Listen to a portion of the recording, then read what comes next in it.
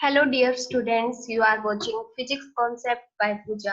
आज हम क्लास +2 का चैप्टर 1 डिस्कस कर रहे हैं, जो कि है इलेक्ट्रिक चार्जेस एंड फील्ड्स। आज हम डिस्कस करेंगे न्यूमेरिकल 1.8। स्टार्ट करते हैं। इस न्यूमेरिकल की स्टेटमेंट हमें क्या कहती है कि हम एक इलेक्ट्रॉन को जो है वो गिरा रहे हैं कितने डिस्टेंस से, कितने डिस्टेंस पे 1.5 सेंटीमीटर दिया हुआ है, ठीक है। और किसके अंदर गिरा रहे हैं? यूनिफॉर्म इलेक्ट्रिक फील्ड के अंदर गिरा रहे हैं। और इस इलेक्ट्रिक फील्ड का मैग्नीट्यूड हमें दिया हुआ है 2 × 10⁴ न्यूटन पर कूलम। फिर इसके बाद कह रहा है कि डायरेक्शन, अगर फील्ड की, इलेक्ट्रिक फील्ड की डायरेक्शन हम रिवर्स कर देंगे और मैग्नीट्यूड जो है वो चेंज नहीं करेंगे, तब हम फिर क्या गिराते हैं? उस इलेक्ट्रिक फील्ड में प्रोटॉन गिराते हैं और ये डिस्टेंस जो है वो सेम ही रहेगा, 1/5 सेंटीमीटर है।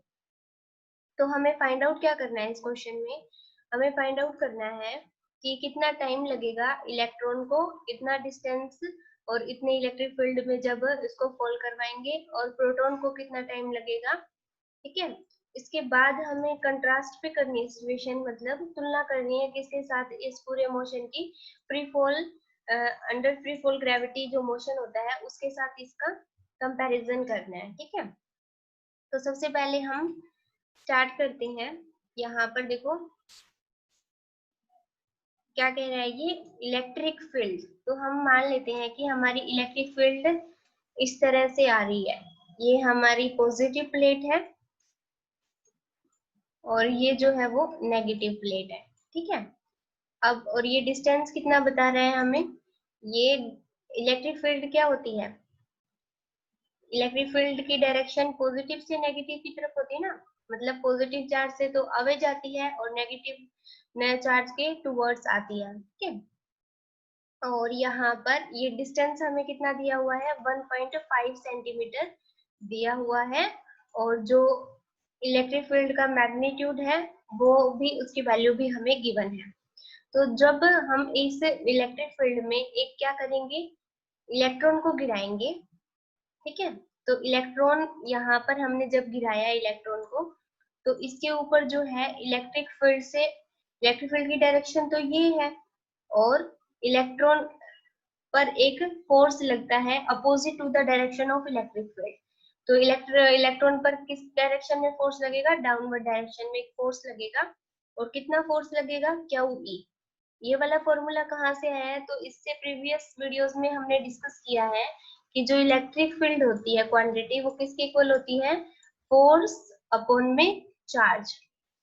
जब हम जब फोर्स, दो चार्जेस के बीच लगने वाले फोर्सेस को क्यू नोट, जो कि हम टेस्ट चार्ज लेते थे, उससे डिवाइड कर देते थे, तो हमारे पास जो क्वांटिटी आती थी वो इलेक्ट्रिक फील्ड आती थी। तो यहाँ से हम फोर्स की वैल्यू कितनी आ गई? यहाँ से force is equal to Q E के इक्वल आ गई।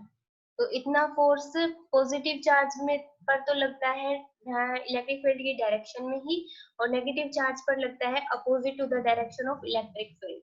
तो अब इलेक्ट्रॉन जो है वो नेगेटिव चार्ज है, तो इस पर जो फोर्स लगेगा वो इलेक्ट्रिक फील्ड के अपोजिट डायरेक्शन में लगेगा, और कितना लगेगा? Q E. तो यहाँ से हमारे पास ई क्या है? अब चार्ज ऑफ इलेक्ट्रॉन है, तो ई हम रख सकते हैं, और कैपिटल ई क्या है? इलेक्ट्रिक फील्ड है। तो अब हम एक्सेलरेशन निकाल सकते हैं। जैसा कि हमें न्यूटन के सेकंड लॉ से पता है, फोर्स किसके इक्वल होता है? मास इंटू एक्सेलरेशन होता है। तो यहाँ से एक्सेलरेशन की वैल्यू कितनी आ जाएगी? फोर्स अपॉन मास जो है वो एक्सेलरेशन ऑफ इलेक्ट्रॉन आ जाएगा, ठीक है। तो यहाँ से फोर्स कितना आ रहा है? हमारा फोर्स की वैल्यू कितनी आ रही है? ई आ रही है, ठीक है। तो ये फोर्स की वैल्यू हमने ई पुट कर दी। ई क्या है? चार्ज ऑफ इलेक्ट्रॉन, और कैपिटल ई क्या है? इलेक्ट्रिक फील्ड अपॉन में मास ऑफ इलेक्ट्रॉन। तो ये वैल्यू अगर हम पुट कर देंगे तो हमारे पास एक्सेलरेशन ऑफ इलेक्ट्रॉन आ जाएगा, ठीक है। अब टाइम कितना लगेगा इलेक्ट्रॉन को फॉल करने में, जब वो डिस्टेंस h कवर कर रहा है? तो हमें तो क्या निकालना है? टाइम ही निकालना था ना। क्वेश्चन में हमें क्या निकालना है? टाइम ही निकालना था कि इलेक्ट्रॉन को फॉल करने में और प्रोटॉन को फॉल करने में कितना टाइम लगेगा। तो हम यूज करेंगे यहाँ पर इक्वेशन ऑफ मोशन, जो कि s is equal to ut plus half a t square होती है। s जो है यहाँ पर डिस्टेंस होता है, कितना कवर किया है। u इनिशियल वेलोसिटी होती है, t टाइम पीरियड होता है पार्टिकल का, a जो है वो एक्सेलरेशन होता है। तो इनिशियली तो इलेक्ट्रॉन रेस्ट में था, तो ये वाली टर्म तो क्या हो जाएगी? जीरो हो जाएगी, क्योंकि u तो जीरो है। और s को हम मान रहे हैं डिस्टेंस हम कितना कवर कर रहा है, ये h कर रहा है, ठीक है। यहाँ से हम टाइम पीरियड की वैल्यू निकालेंगे। टाइम पीरियड भी किसके लिए, इलेक्ट्रॉन के लिए निकालना है। तो यहाँ से जब इस इक्वेशन से आप इस इक्वेशन में u की जगह पे 0 पुट कर दोगे और s की जगह पे h पुट कर दोगे, तो यहाँ से आप टाइम पीरियड की वैल्यू कितनी आ जाएगी इलेक्ट्रॉन के लिए, √2h अपॉन में ae। h क्या है, डिस्टेंस कवर कितना कर रहा है जो कि क्वेश्चन में हमें गिवन है, और a जो है वो एक्सेलरेशन ऑफ इलेक्ट्रॉन है। तो ये वैल्यूज हम इस फॉर्मूले में पुट करेंगे। यहाँ पर देखो टाइम ऑफ इलेक्ट्रॉन कितने किसके इक्वल आया, 2h, और एक्सेलरेशन की वैल्यू कितनी होती है ये हमने फाइंड आउट किया। तो a की जगह पे हम ये वैल्यू पुट कर देंगे एक्सेलरेशन की, जो कि हमारी आई थी ई अपॉन में मास ऑफ इलेक्ट्रॉन। तो 2 इंटू में h की वैल्यू आपको पता है, हाइट गिवन है हमें 1.5 सेंटीमीटर गिवन था, तो उसको हमने मीटर में कन्वर्ट कर लिया है। मास ऑफ इलेक्ट्रॉन हमें पता है 1.6 इंटू 10⁻19 कूलम होता है। Small E charge of electron कितना होता है, मास ऑफ इलेक्ट्रॉन तो सॉरी 9.1 इंटू 10⁻31 केजी होता है, और ई जो चार्ज ऑफ इलेक्ट्रॉन कितना है 1.6 इंटू 10⁻19 कूलम होता है।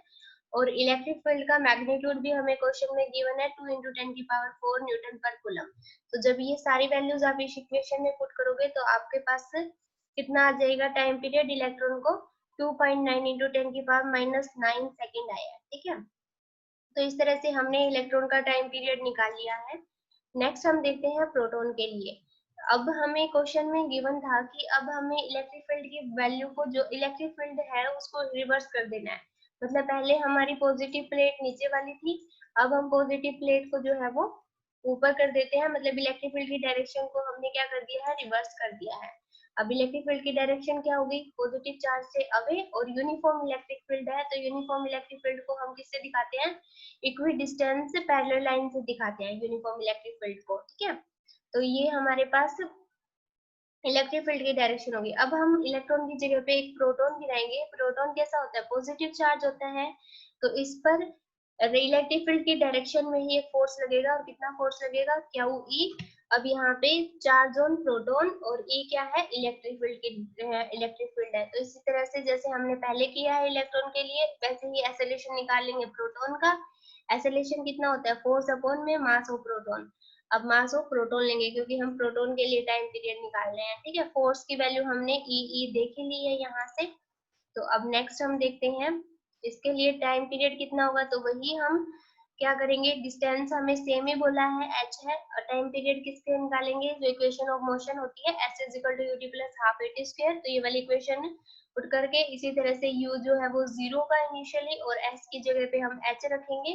तो यहाँ से टाइम ऑफ प्रोटॉन कितना आ जाएगा हमारे पास, टाइम ऑफ प्रोटॉन की वैल्यू आ जाएगी हमारे पास Tp is equal to 2h upon में एक्सेलरेशन ऑफ प्रोटॉन, ठीक है। एक्सेलरेशन ऑफ प्रोटॉन की वैल्यू हमने अभी निकाली ही है, तो वो किसके इक्वल हो जाएगी, 2h। एक्सेलरेशन क्या होता है, force upon mass of proton. तो यहाँ से h हमें गिवन है कितना, 1.5, और मास ऑफ प्रोटॉन जो है 1.67 इंटू 10⁻⁻27 है।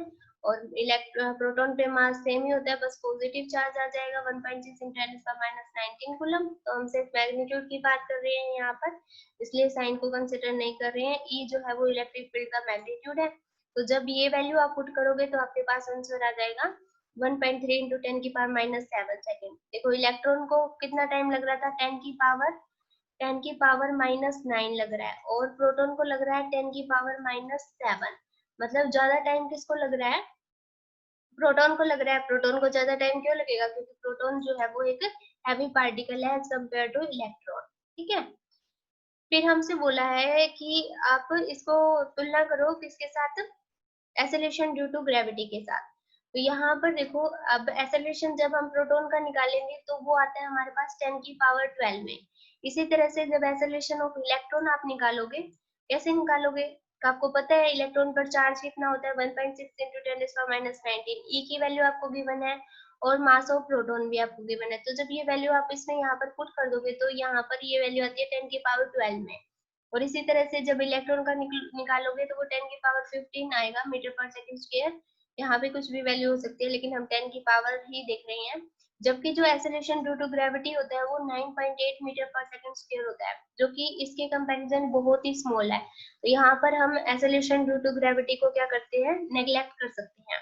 और एक और पॉइंट आप ये पर ध्यान रख सकते हो, जैसे कि हमने +1 क्लास में आपको ध्यान हो, तो यहाँ पर जब हम इक्वेशन ऑफ मोशन जो थर्ड चैप्टर करते थे, तो वहां पर जब हमने ये इक्वेशन निकाली थी फ्री फॉल के लिए, s is equal to ut plus half at square. तो मान लेते हैं कि जो हमारी बॉडी है वो इनिशियली जो है वो रेस्ट में है, तो ये तो 0 हो जाएगा, और s की जगह पे भी वहां हम h ले लेंगे, और एसेलेशन की जगह पे हम क्या लेते थे, एसेलेशन ड्यू टू ग्रेविटी लेते थे माइनस का, क्योंकि हमेशा डाउनवर्ड होगा, और t स्क्वायर। तो यहाँ से जब हम t की वैल्यू निकालेंगे तो ये किसके इक्वल आ जाएगी हमारे पास, 2h अपॉन में g, और ये अंडर द रूट।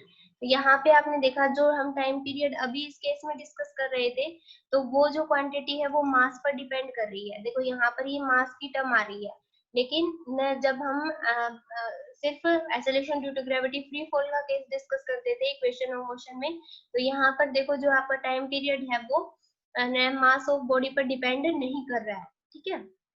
तो इस वजह से भी यहाँ पर क्या है, जो आपका प्रोटॉन और इलेक्ट्रॉन का केस हम कंसीडर कर रहे हैं, तो वो किस पर डिपेंड कर रहा है, मास और बॉडी पे डिपेंड कर रहा है, क्योंकि प्रोटॉन ज्यादा हैवी है तो उसको ज्यादा टाइम लग रहा है, और इलेक्ट्रॉन लाइट पार्टिकल है तो उसको कम टाइम लग रहा है। और यहाँ पर हम इसको एक्सेलरेशन ड्यू टू ग्रेविटी को क्यों नेग्लेक्ट कर सकते हैं, क्योंकि हमने फंडामेंटल फोर्स पढ़े थे, तो वहां पर हमने देखा था कि जो हमारा सबसे स्ट्रॉन्ग फोर्स होता है वो न्यूक्लियर फोर्स होता है ना।